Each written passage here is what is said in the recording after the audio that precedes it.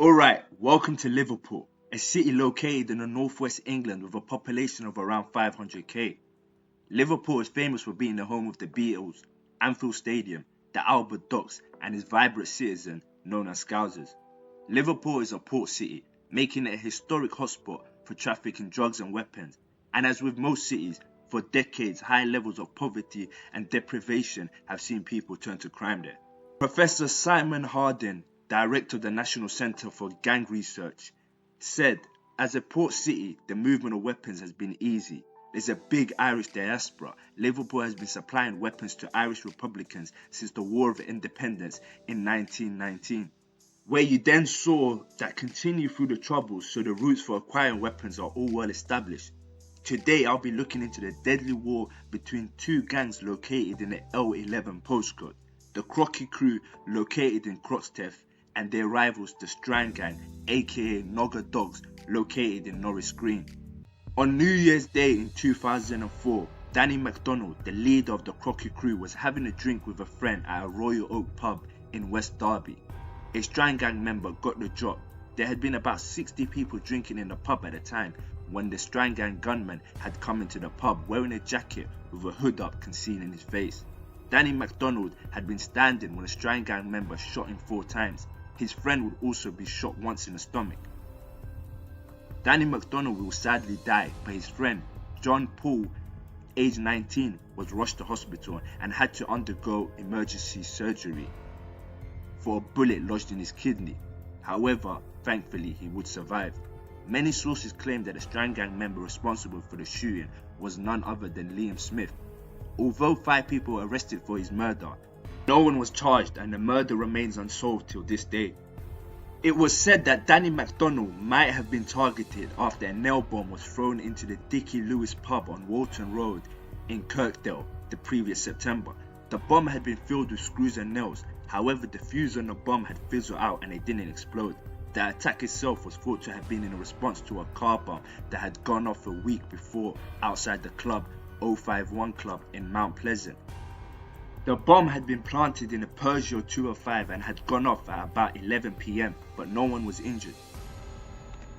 Now on August 23rd in 2006, Smith went to visit a friend who was serving time in Outcourse prison. While visiting his friend, he had a bitter dispute with a convict known as Ryan Lloyd, who was a central figure of the rival gang, the Crocky crew.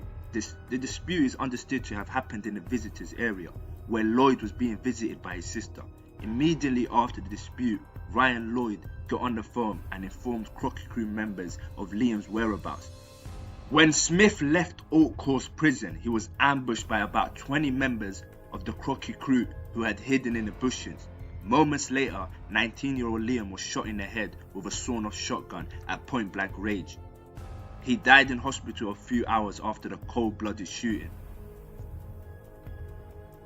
4 men were charged for the murder of Liam Smith. Liverpool Crown Court heard that following their feud, Ryan Lloyd ran back to his cell and grabbed a contraband mobile phone where he was overheard shouting, "Quick, quick, give us the phone, I'll get the boys here to pop him."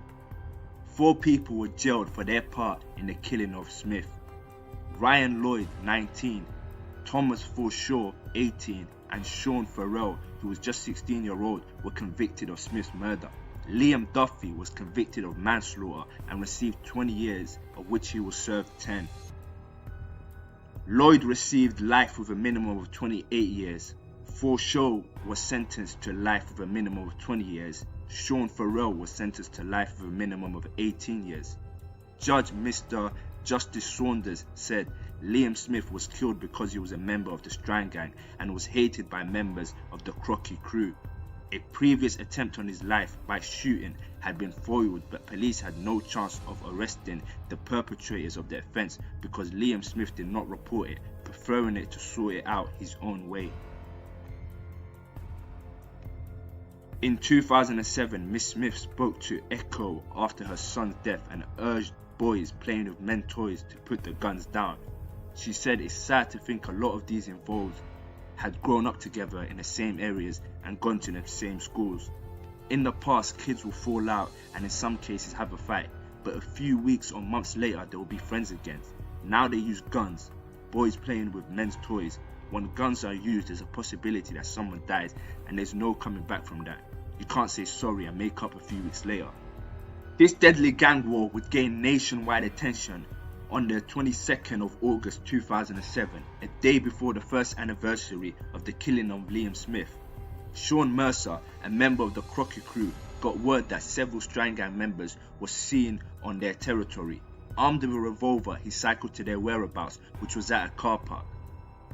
Now a hooded Sean Mercer on a silver BMX approached his target before firing 3 shots. Sadly, an 11-year-old Reece Jones, who was making his way back home from football training, was hit in the crossfire. The bullet entered his back and exited through the side of his neck. Passerbys would do everything they could to help. The boy was rushed to hospital, but tragically died from his injuries. When football-loving Reece Jones was shot as he walked home from practice by a teenage gang member, the tragedy was felt across the country. My baby was only 11. He didn't deserve this.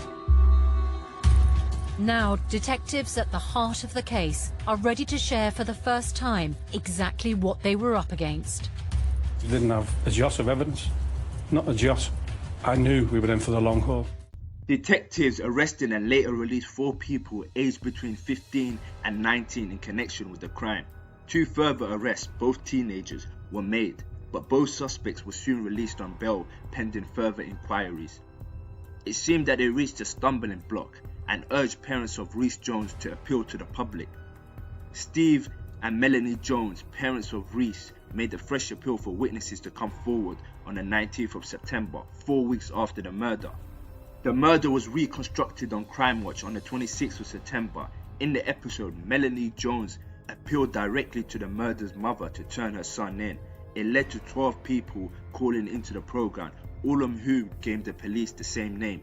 Despite reports that the killer's name was widely known and had appeared on internet sites and in graffiti, Merseyside police continued their appeal for witnesses to come forward.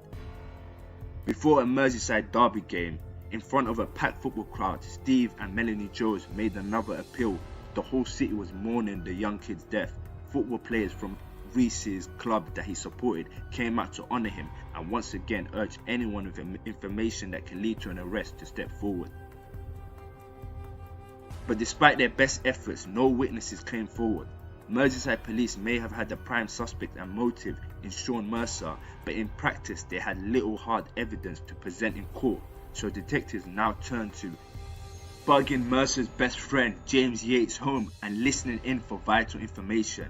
From this, they were able to gather useful intel on the movement of those involved. From bugging the house of James Yates, police were able to gain vital intel of Sean Mercer travelling to the house of a 15-year-old boy after the shooting, and when questioned by the police, the 15-year-old boy provided crucial information. What he told the police was that 30 minutes after the shooting, Sean Mercer gathered members and put together a systematic plan to dispose of evidence. First, James Yates and Nathan Quinn came around. Followed were Melvin Coy and Gary Case. His loyal members would never reveal his movements, nor would they take stand as witnesses. However, Sean Mercer made the rookie mistake of being seen by the 15-year-old boy's mother. The gang travelled to an industrial unit where Melvin Coy worked. It is here where his clothes were set on fire, given a petrol bath to remove any gunpowder residue.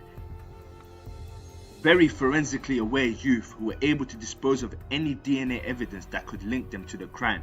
A crucial tip-off came in and police raided the property of an affiliate of the gang and recovered a handgun in the loft.